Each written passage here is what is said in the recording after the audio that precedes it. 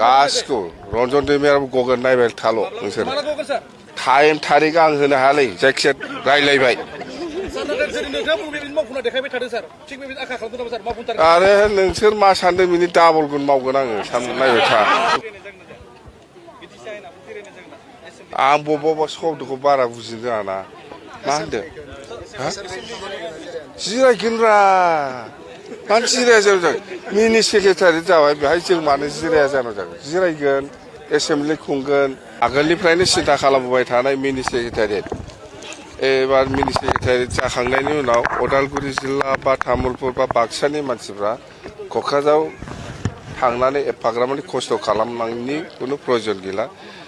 18 मास बा 2 बोसोर आरो नेबावनांगोन बेनि उनाव गासिबो क'क्राझाराव जे खामानिखौ मावोमोन एखे उदालगुरियावनो मावनो हासिगोन बेयो जोंनि थाखाय मोजां दिन होननानै जोङो बुंनो हायो दिनैनि दिनखौ आरो बेजों लोगोसे उदालगुरि टाउनाव मोनसे रेलवे क्रसिं दंमोन बेखौ दिनै चिफ मिनिस्टार बिथाङा फाउन्डेसन खालामबाय बेबो बिराद मोजां खामानि जाबाय बहुद बोसोरनिफ्राय नागिरबोबाय थादोंमोन हायाखैमोन जायखिजाया लाखि जोङो जोंनि सरकारनि दिनाव बे खामानिखौ जोङो मावनानै होनो हाबाय मा खामानि मिनि सेक्रेटारियेट माने एखे नामासो मिनि खिन्थु फुल फ्लेजेड गासिबो एखे फेसिलिटि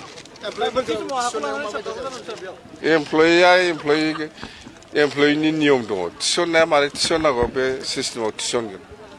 दे जेबो नङा साख्रिखौ बोरै मोनो बे नियमजोंनो मोनगोन इन्टारभिउ होगोन ग्रेड 3 ग्रेड 4 बेफोरथ' बिटिसिनि आन्दारावनो जाखायो नालाय बियो समस्या जाया जोङो इन्टारभिउ होनानै सोगोन बास मोनगोन 2 लाखआ जोङो दाखालि 10 फेब्रुवारियाव जोङो आराम्भ खालामबाय फेब्रुवारिनि गेजेराव फोजोबनांगौ इलेक्सननि आगोल सिएम साराबो डिक्लेयार खालामदों बेखौ जोङो इलेक्सननि उनाव खालामहैनोसै दे अबे आं जेबो मिथिया जेबो हयथ' माबाफोर जालायदोंमोनब्ला हयथ' रायलायनानै समाधान जाबाय बेखायनो दिनै जोङो बे खुन्थियाखौ गायसननो हादों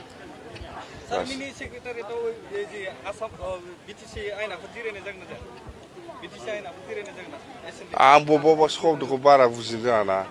मा होनदों जिरायगोनब्रा मानो जिराया जानो जागोन मिनि सेक्रेटारि जाबाय बेहाय जों मानो जिराया जानो जागोन जिरायगोन एसेमब्लि खुंगोन एखे